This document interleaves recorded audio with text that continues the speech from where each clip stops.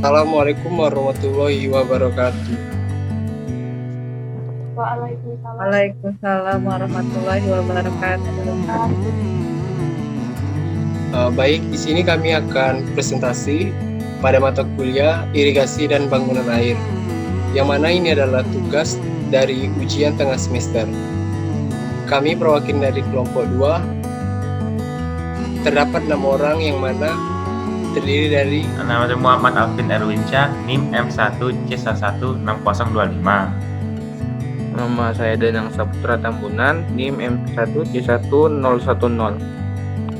Nama saya Kenny Ariel Laben, M1C117024.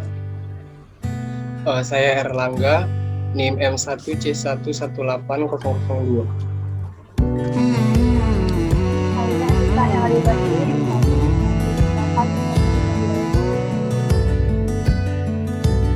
Nama saya Siti Inayah Natasha, NIM M1C11809. Oke, mungkin itu saja perkenalan dari kelompok kami. Materi yang akan kami bahas pada kali ini terdapat 6 poin.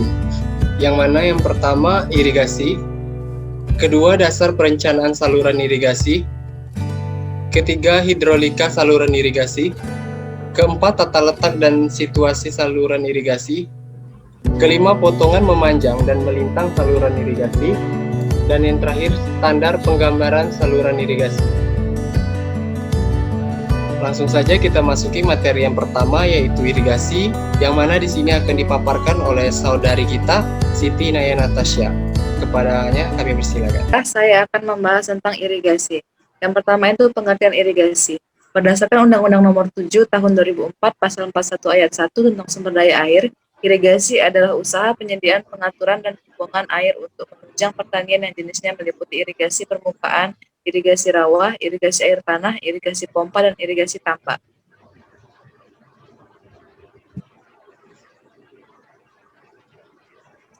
Selanjutnya, sejarah irigasi di Indonesia. Sebelum irigasi di Indonesia, irigasi telah ada sejak Mesir kuno, yang dikenal dengan memanfaatkan Sungai Nil. Di Indonesia, irigasi diawali dengan irigasi tradisional yang bisa dilihat pada cara bercocok tanam pada masa kerajaan-kerajaan yang ada di Indonesia, dengan membendung suatu sungai secara bergantian untuk dialirkan ke sawah. Cara lain yaitu mencari sumber air pegunungan dan dialirkan dengan bambu yang bersambung. Ada pula dengan membawa dengan ember yang terbuat dari daun pinang atau menimba dari kali yang dilemparkan ke sawah dengan ember daun pinang juga. Waduk Jatiluhur yang terletak di Kecamatan Jatiluhur, Kabupaten Purwakarta, yang dimulai dibangun sejak tahun 1957 dengan luas 8.300 hektar dan potensi air yang tersedia sebesar 12,9 miliar meter kubik per tahun, merupakan waduk serbaguna pertama di Indonesia. Selanjutnya, tujuan dari irigasi. Yang pertama itu membasahi tanaman.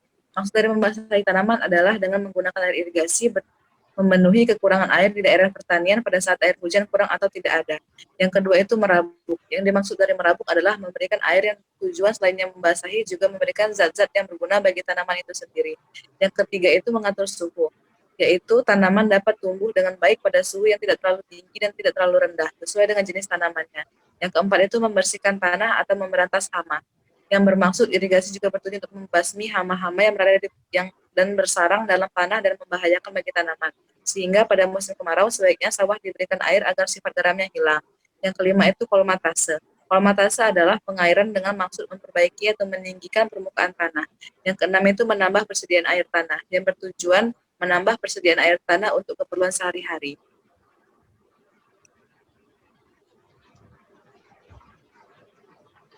Selanjutnya, manfaat dari irigasi ialah menambah air ke dalam tanah untuk menyediakan cairan yang diperlukan untuk pertumbuhan tanaman. Yang kedua, untuk menyediakan jaminan panen pada saat musim kemarau pendek. Yang ketiga, untuk mendinginkan tanah dan atmosfer sehingga menimbulkan lingkungan yang baik untuk pertumbuhan tanaman. Yang keempat, untuk mencuci dan mengurangi garam tanah. Yang kelima, untuk mengurangi bahaya erosi tanah. Yang keenam, untuk melunakkan pembajakan dan gumpalan tanah. Selanjutnya, jenis-jenis irigasi. Jenis-jenis irigasi dibagi dalam 6. Yang pertama itu berdasarkan status jaringan irigasi, yang kedua berdasarkan tingkat jenis, yang ketiga berdasarkan aplikasi air, yang keempat berdasarkan sumber air, yang kelima berdasarkan teknis pemberian air, Yang keenam, berdasarkan tujuan penggunaan air. Yang pertama itu tentang berdasarkan status jaringan irigasi.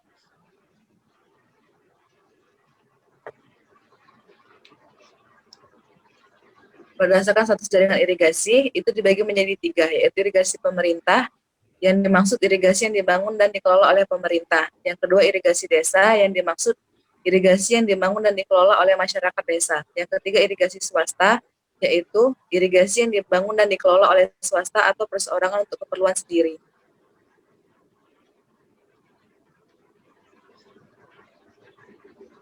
Selanjutnya, berdasarkan tingkat jenis. Tingkat jenis itu di irigasi berdasarkan tingkat jenis itu dibagi menjadi 3. Irigasi teknis, yang berarti jaringan irigasi di mana airnya diatur dan dapat diukur. Yang kedua, irigasi setengah teknis, yang berarti jaringan irigasi yang airnya dapat diatur tetapi tidak dapat diukur. Yang ketiga, irigasi sederhana, yang berarti jaringan irigasi yang tidak dilengkapi bangunan ukur maupun pintu.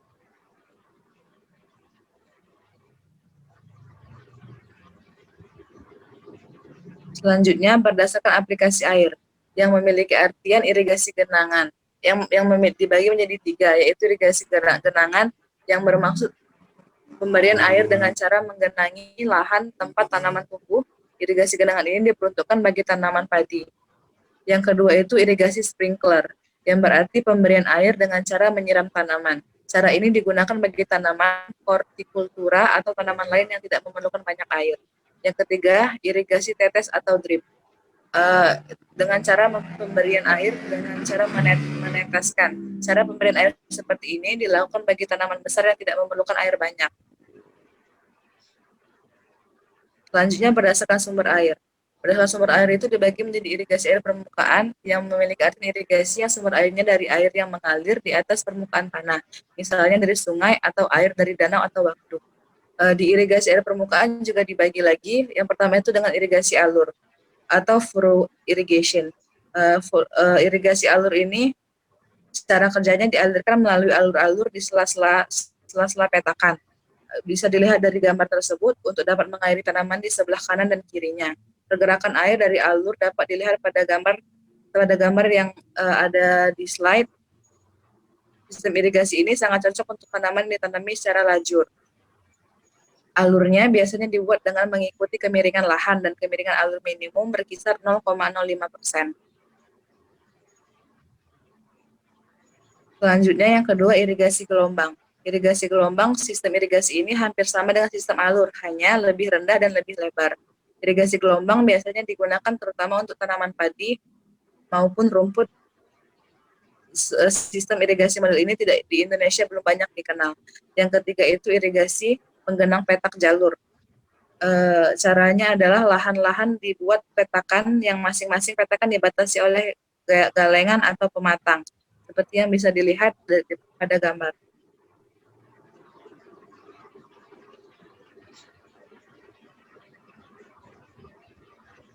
Selanjutnya, yang keempat, irigasi genangan atau check atau basin irrigation. Lahan untuk irigasi dibuat sistem genangan dengan dibatasi oleh galengan.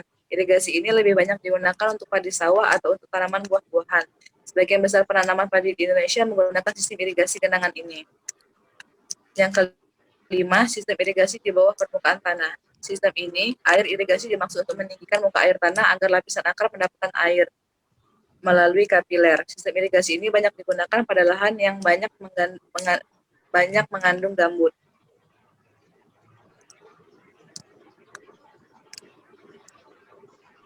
Bagian kedua dari irigasi berdasarkan sumber air itu irigasi air tanah, yang sumber airnya dari air yang berada di bawah permukaan tanah. Untuk dapat memanfaatkannya, air dipompa sampai permukaan tanah kemudian dialirkan ke lahan. Yang ketiga itu sawah tanah hujan. Sistem irigasi di Indonesia dikembangkan untuk mengairi persawahan, walaupun tidak semua persawahan yang ada sekarang ini dilayani oleh sistem irigasi. Selanjutnya, berdasarkan teknis pemberian air. Yang pertama itu gravitasi.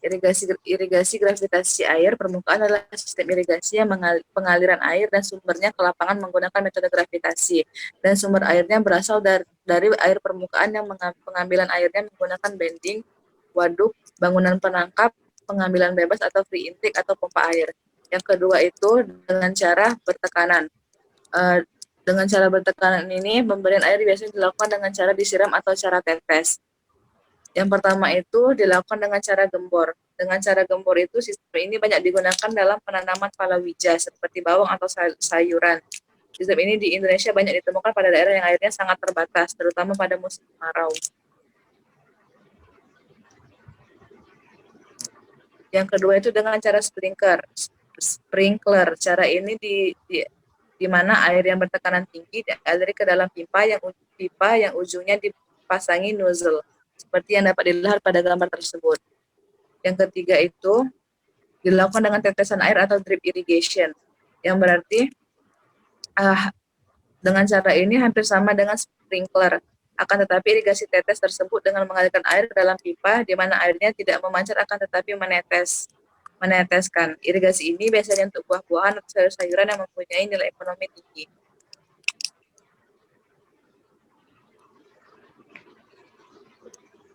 Selanjutnya, jenis irigasi dibagi berdasarkan tujuan penggunaan air. Yang pertama itu irigasi persawahan.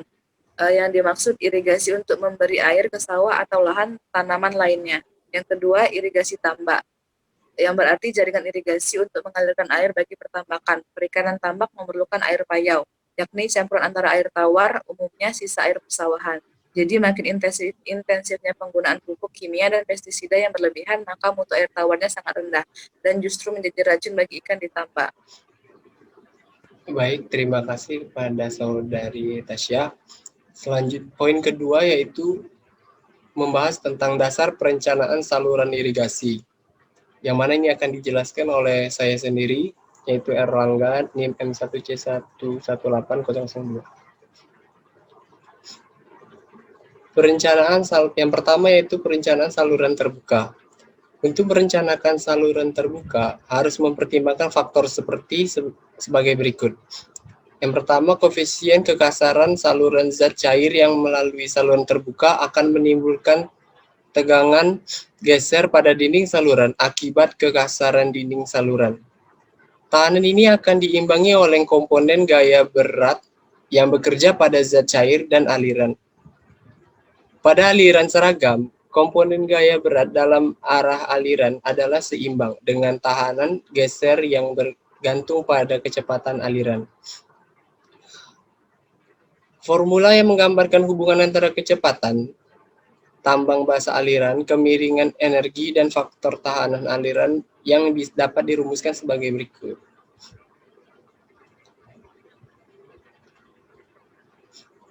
Banyak ahli telah mengusulkan beberapa bentuk koefisien Giese dari rumus umum. Koefisien tersebut tergantung pada bentuk dinding saluran dan kecepatan saluran, kemudian kecepatan aliran. Salah satu ahli yang mengusulkan besarnya koefisien Giese tersebut adalah seorang ahli dari Islandia bernama Robert Manning dengan rumus sebagai berikut. Bisa dilihat di slide. Kemudian koefisien Manning merupakan fungsi dari bahan dinding saluran yang terlihat pada tabel.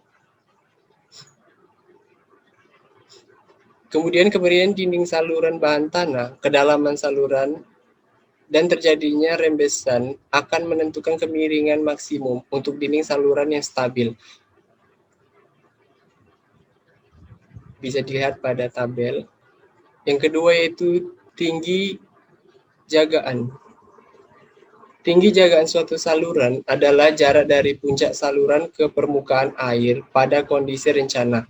Jarak ini harus cukup untuk mencegah kenaikan muka air ke tepi saluran. Tinggi jagaan minimum pada saluran primer dan sekunder dikaitkan dengan debit rencana saluran, diperlihatkan pada tabel 2.9 berikut.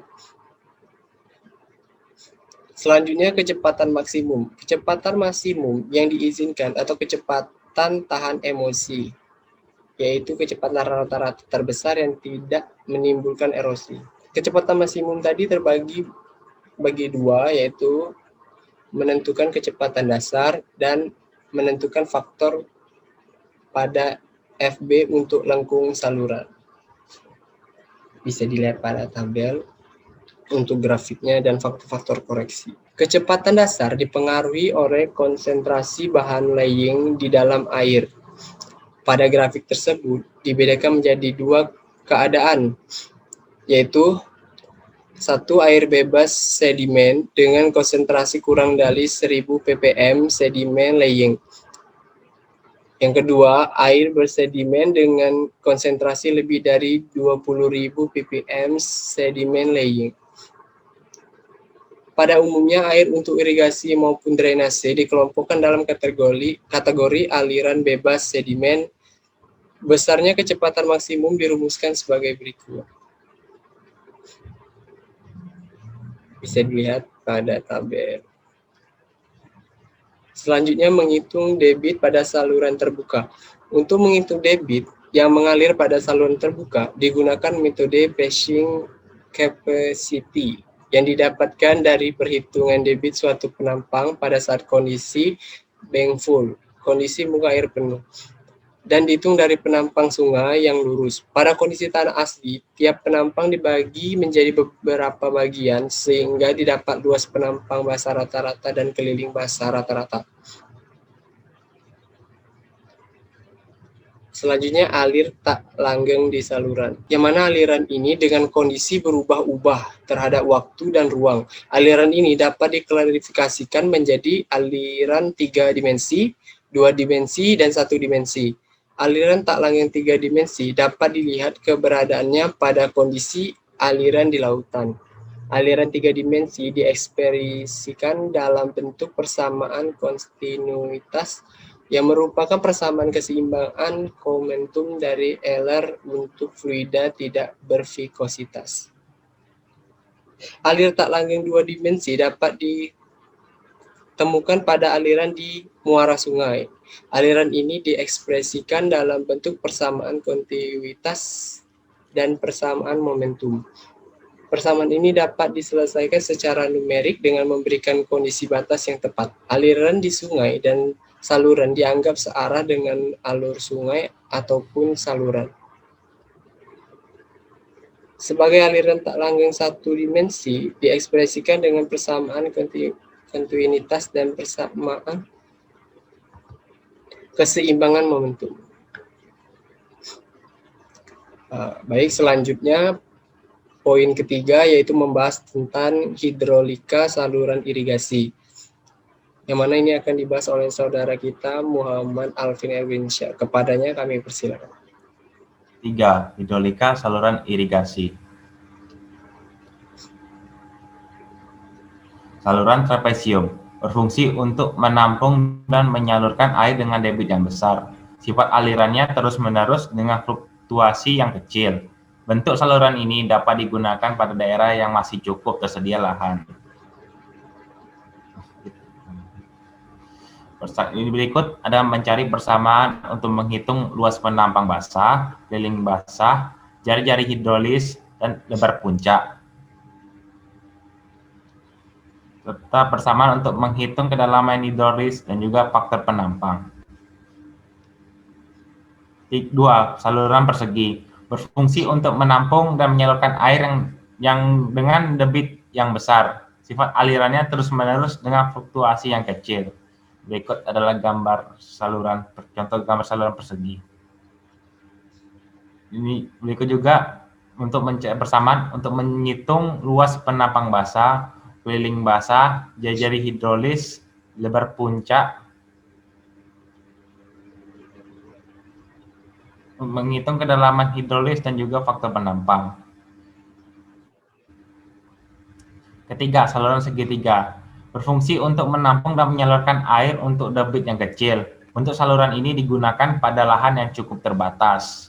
Berikut gambar contoh saluran segitiga.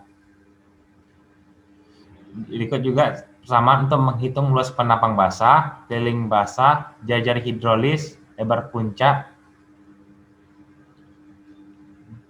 Persamaan untuk menghitung kedalaman hidrolis dan juga faktor penampang.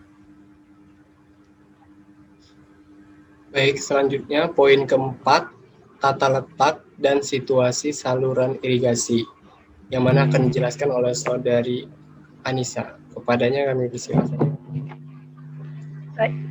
Baiklah, pada presentasi mata kuliah irigasi dan bangunan air kali ini, saya akan menjelaskan tentang materi, tata letak, dan situasi saluran irigasi. Pembahasan pertama kali ini adalah mengenai situasi saluran irigasi. Dapat dilihat pada tabel berikut berbagai kondisi situasi dari medan irigasi beserta kemiringannya. Pada medan terjal, kemiringan berada di atas 2%. Medan bergelombang berada pada kemiringan 0,25% sampai 2%. Medan berombak berada pada kemiringan 0,2% sampai 2%, tetapi pada umumnya berada pada kemiringan kurang dari 1%. Di tempat tertentu mungkin lebih besar. Pada medan sangat datar, kemiringan kurang dari 0,25%.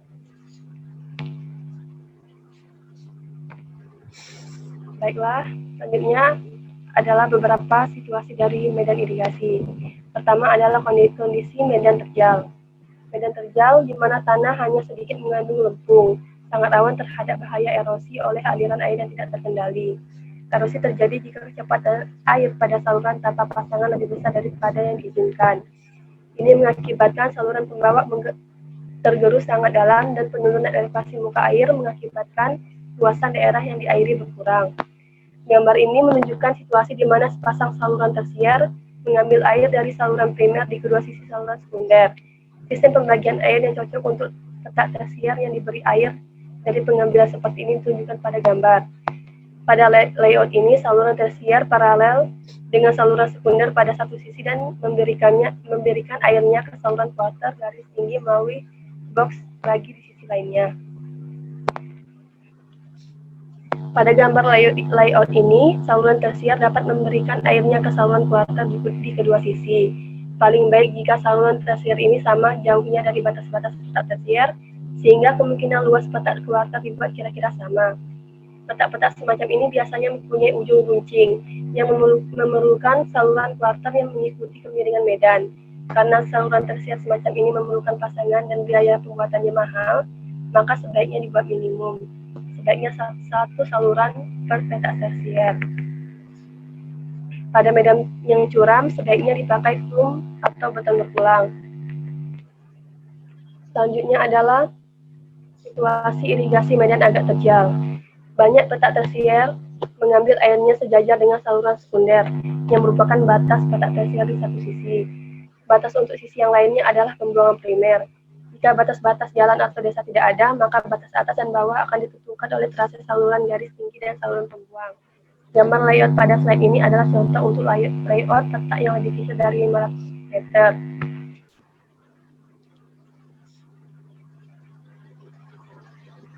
Selanjutnya adalah layout pada medan bergelombang. Jika keadaan medan tidak teratur, maka tidak mungkin untuk mendirikan skema layout. Ketidakteraturan medan sering disebabkan oleh dasar sungai, bekas alur sungai, jalan, punggung medan, dan tanah yang tidak rata. Hendaknya diatur trase saluran tersier pada kaki bukit utama dan memberikan air dari salah satu sisi saluran quarter yang menggali paralel atau dari kedua sisi saluran quarter yang mungkin ke arah bawah punggung medan. Selanjutnya adalah situasi irigasi medan datar. Pada umumnya tidak ada daerah yang luas sekali di lapangan kecuali dataran pantai dan tanah rawa-rawa. Potensi pertanian daerah-daerah semacam ini sering terhambat oleh saluran pembuangan jelek dan air tergenang terus-menerus. Sebelum tanah semacam ini dibuat produktif, harus dibuat sistem pembuangan yang efisien terlebih dahulu. Tetapi saluran pembuangan ini tidak dapat direncanakan terpisah dari saluran pembawah. Keduanya saling melengkapi dan layout harus direncanakan bersamaan. Diperlukan pengukuran yang lebih detail karena saluran pembuang harus mengikuti titik yang lebih rendah. Sistem yang paling baik adalah tipe tulang ikan, seperti pada gambar, atau sistem yang mengikuti gelombang bagian bawah. Kemudian sisi saluran dapat ditentukan. Pada medan yang berat mungkin juga diperlukan saluran penghubung subquarter. Pembuangan ini sebaiknya berpola tulang ikan. Setelah membahas tentang situasi saluran irigasi, pembahasan selanjutnya adalah mengenai tata letak irigasi. Perencanaan tata letak dibagi menjadi dua bagian, yaitu taraf perencanaan pendahuluan dan taraf perencanaan akhir. Cara perencanaan pendahuluan pada tata letak pendahuluan menunjukkan pertama lokasi bangunan utama, selanjutnya trase jaringan irigasi dan pembuangan, batas-batas perkiraan luas jaringan irigasi, bangunan utama jaringan irigasi, konstruksi lindungan terhadap banjir dan tanggul, jaringan jalan dengan bangunan-bangunannya. Untuk membuat tata letak pendahuluan akan digunakan peta topografi berskala 1:2000, 25.000, dan 1:5000.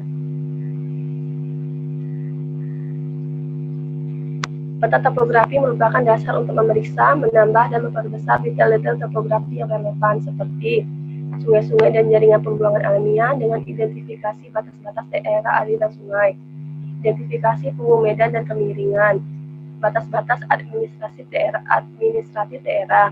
daerah perdesaan dan daerah-daerah yang dicadangkan untuk perluasan desa serta kebutuhan air pedesaan, tata guna lahan yang sudah ada serta tanah-tanah yang tidak bisa diolah juga diidentifikasi pada peta kemampuan tanah, jaringan irigasi yang ada dengan trase saluran, jaringan jalan dengan klasifikasinya, trase jalan kereta api, ketinggian dan bangunan-bangunan tetapnya. Daerah-daerah hutan dan perhutanan yang tidak akan dicangkup dalam irigasi, dan daerah-daerah persawahan, daerah tinggi dan rawa-rawa. Langkah pertama dalam perencanaan tata letak adalah penentuan peta-peta sekunder. Saluran sekunder direncanakan pada punggung medan atau jika tidak terdapat punggung medan yang jelas, kurang lebih di antara saluran-saluran pembuangan yang berbatasan. Jalan-jalan besar, kereta api atau jalan-jalan raya boleh dianggap sebagai batas-batas peta tersier. Segera setelah batas-batas peta sekunder itu ditetapkan, diadakanlah pembagian peta-peta tersier pendahuluan. Kriteria mengenai ukuran dan bentuk peta-peta tersier hendaknya diikuti sebanyak mungkin dengan tetap memperhitungkan keadaan-keadaan khusus topografi di masing-masing peta sekunder. Berdasarkan pada peta tata letak, kondisi dan tipe-tipe bangunan akan dipastikan. Bangunan-bangunan lindung seperti pelimpah dan pembuangan silang harus dapat diperhatikan khusus. Tata letak pendahuluan akan berfungsi sebagai dasar untuk perencanaan pendahuluan saluran. Dalam perencanaan akhir tata letak pendahuluan akan ditinjau berdasarkan data-data topografi dan geologi hasil pengukuran saluran. Perlu tidaknya diadakan modifikasi akan tergantung pada perbedaan yang ditemukan antara peta trase saluran dan peta topografi yang dicetak di lapangan. Angka-angka akhir dan peta tata letak akhir untuk daerah irigasi lalu ditetapkan dan kebutuhan pengambilan juga ditentukan. Lokasi dan ketinggian akhir pengambilan bangunan utama akan diputuskan bersama-sama dalam perencanaan bangunan utama.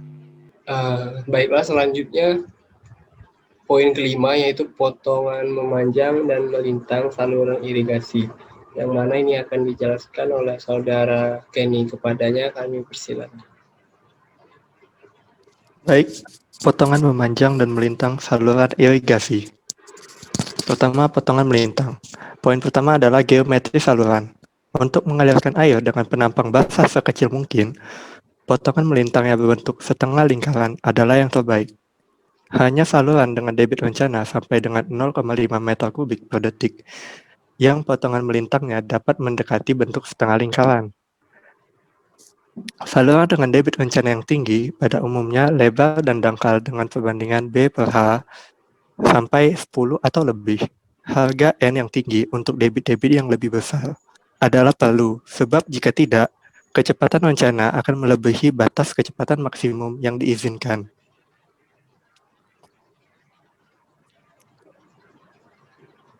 Untuk kemiringan saluran, untuk menekan biaya pembebasan tanah dan pengaliran, talut saluran direncanakan securam mungkin. Bahan tanah, kedalaman saluran, dan terjadinya rembesan akan menentukan kemiringan maksimum untuk talut yang stabil. Berikut adalah tabel kemiringan minimum talut untuk berbagai bahan tanah.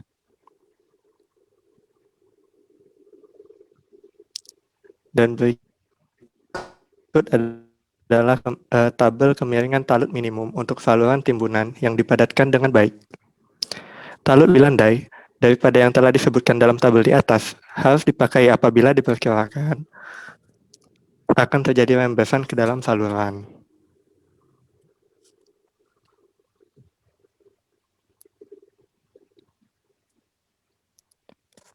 Eh, 3. Lengkung saluran. Lengkung saluran yang diizinkan untuk saluran tanah bergantung kepada 1. Ukuran dan kapasitas saluran. 2. Jenis tanah. 3. Kecepatan aliran. Jika lengkung saluran diberi pasangan, maka jari-jari minimumnya dapat dikurangi. Pasangan semacam ini sebaiknya dipertimbangkan apabila jari-jari lengkungan tanpa pasangan terlalu besar untuk keadaan topografis tempat. Jari-jari minimum untuk lengkung saluran yang diberi pasangan harus seperti berikut.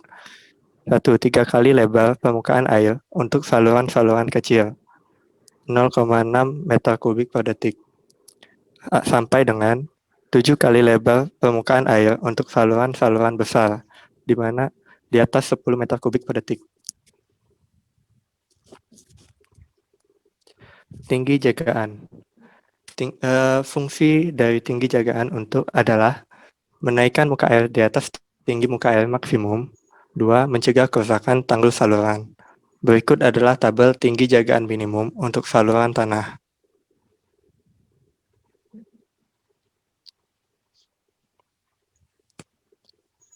5 adalah lebar tanggul. Jalan inspeksi terletak di tepi saluran di sisi yang diairi agar bangunan sadap dapat dicapai secara langsung dan usaha penyadapan air sulit dilakukan. Lebar jalan inspeksi dengan perkerasan adalah 5 meter atau lebih, dengan lebar perkerasan sekurang-kurangnya 3 meter. Di sini terdapat tabel lebar minimum tanggul berdasarkan jalan inspeksi atau tanpa jalan inspeksi.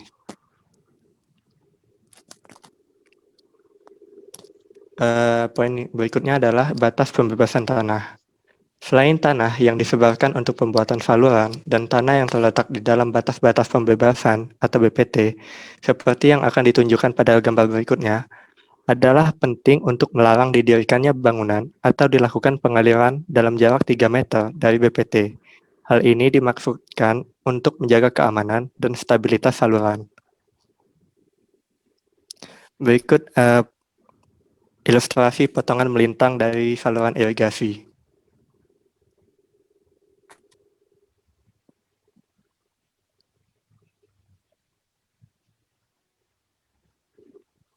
Berikutnya adalah garis sempadan saluran. Penetapan garis sempadan jaringan irigasi ditunjukkan untuk menjaga agar fungsi jaringan irigasi tidak terganggu oleh aktivitas yang berkembang di sekitarnya. Berikut ilustrasi garis sempadan. Garis sempadan ada 3 jenis. Untuk yang pertama adalah garis sempadan saluran irigasi tak bertanggul. Untuk saluran irigasi yang mempunyai kedalaman kurang dari 1 meter, jarak garis sempadan sekurang-kurangnya 1 meter. Berikutnya adalah ilustrasi untuk garis sempadan saluran irigasi bertanggul. Dan terakhir adalah ilustrasi garis sempadan saluran irigasi pada lereng atau tebing. Untuk poin berikutnya adalah potongan memanjang. Di sini akan kita bahas muka air yang diperlukan. Tinggi muka air yang diinginkan dalam jaringan utama didasarkan pada tinggi muka air yang diperlukan di sawah-sawah yang akan diairi. Berikut adalah ilustrasi potongan memanjang dan prosedur perhitungannya, serta keterangan dari gambar ilustrasi. Baik, selanjutnya poin terakhir yaitu tentang standar penggambaran saluran irigasi, yang mana ini akan dijelaskan oleh Saudara Danang. Kepadanya kami persilakan. Baik, terima kasih. Standar penggambaran saluran irigasi. Untuk yang pertama itu adalah ukuran kertas gambar. Dari ukuran kertas gambar ini dapat kita lihat dari ukuran A0 sampai ukuran A4. Tapi sedapat mungkin penggunaan kertas untuk ukuran A0 itu hendaknya dihindari. Dan sebagai standar adalah kertas ukuran A1. Selanjutnya adalah blok judul. Di sini bisa kita lihat dari blok judul untuk di mana diletakkan judul gambar ataupun judul konstruksi yang sedang menggambar. Untuk selanjutnya itu penomoran gambar. Yang pertama, nomor gambar dapat dibagi menjadi bagian fungsional dan bagian urutan. Jadi untuk nomor gambar akan disusun sebagai berikut. Yang pertama itu menunjukkan tipe gambar, misalnya gambar-gambar pengukuran dan penyelidikan, gambar-gambar pelaksanaan, gambar-gambar pabrikan, gambar-gambar purna laksana, dan menunjukkan pengelompokan gambar sesuai dengan judul, misalnya tata letak dengan skala 1:25.000, atau 1:5.000, atau 1:2000. Untuk bangunan utama dan bangunan-bangunan pelengkap saluran irigasi, dan yang keempat itu bangunan irigasi. Selanjutnya adalah pengecilan gambar. Jadi gambar hendaknya tidak diperkecil sampai melebihi setengah dari ukuran kertas gambar aslinya. Pengecilan maksimum adalah sampai ukuran kertas A3. Dan hal-hal berikut hendaknya dipertimbangkan pada waktu membuat gambar-gambar yang akan diperkecil. Untuk yang diperkecil itu tinggi huruf dari angka tidak boleh kurang dari 3 mm. Tebal garis untuk huruf dari angka adalah 1/10 dari tingginya. Tebal garis untuk pekerjaan menggambar tidak lebih dari 0,25 mm. Selanjutnya adalah penunjukan arah gambar. Penunjukan arah gambar. Dalam penunjukan arah gambar, untuk gambar-gambar bangunan di saluran atau pembuangan, denah akan dicantumkan di sebelah kiri atas gambar, sedemikian rupa sehingga aliran-aliran saluran atau pembuangan adalah ke arah kanan gambar, tepat di bawah denah, dan akan digambar potongan yang paralel terhadap arah ini akan digambarkan sedemikian rupa sehingga arah aliran sungai ataupun saluran adalah ke kanan atau ke sebelah bawah gambar. Semua gambar akan terbaca dari sudut kanan bawah. Selanjutnya adalah skala, tebal garis, huruf, dan angka. Jadi di sini bisa dilihat untuk standar-standar skala, tebal garis, huruf dan angka untuk sebagai standar yang kita pakai. Selanjutnya ada simbol, arsiran, dan singkatan. Dalam slide ini hampir sama dapat kita baca untuk simbol, arsiran, dan singkatannya. Selanjutnya adalah gambar saluran pembuangan dan tanggul.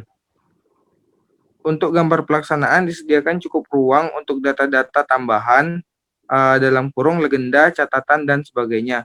Untuk gambar potongan memanjang saluran, pembuangan atau tanggul di sebelah atas potongan memanjang disediakan ruang untuk sebagai tata letak saluran, pembuangan atau tanggul tersebut, sebagai ditunjukkan dalam potongan memanjang.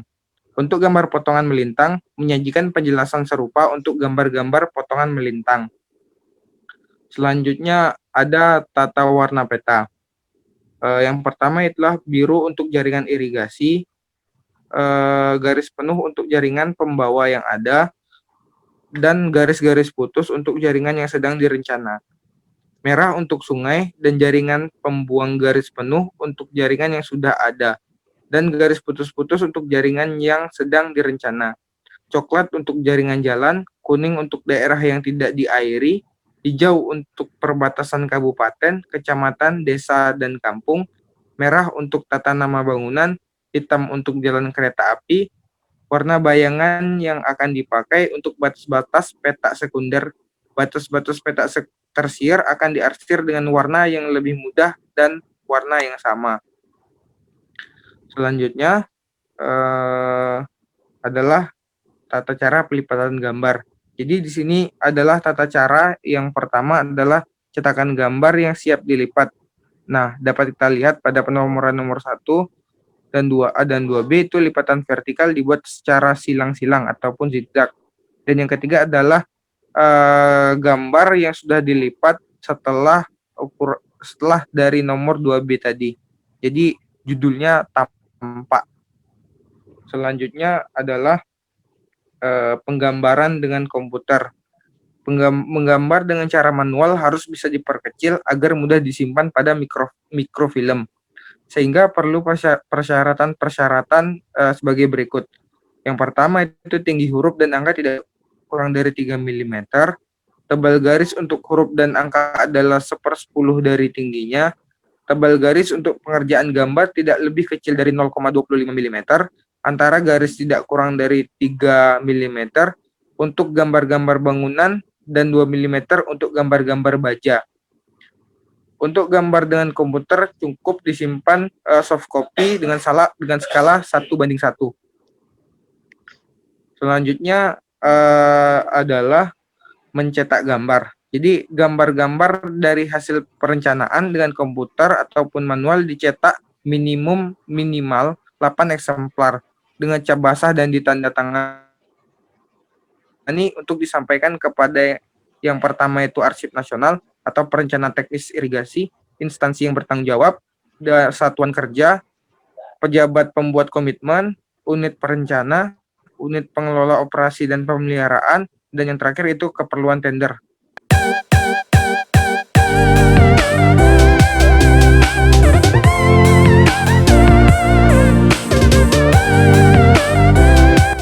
Baik, terima kasih kepada saudara Dana.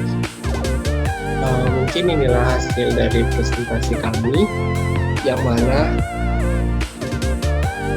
telah dijabarkan 6 poin yang dibahas pada presentasi kali ini.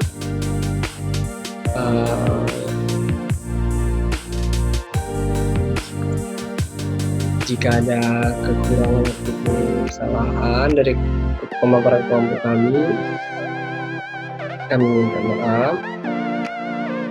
Kami akhiri presentasi kami dengan wassalamualaikum warahmatullahi wabarakatuh.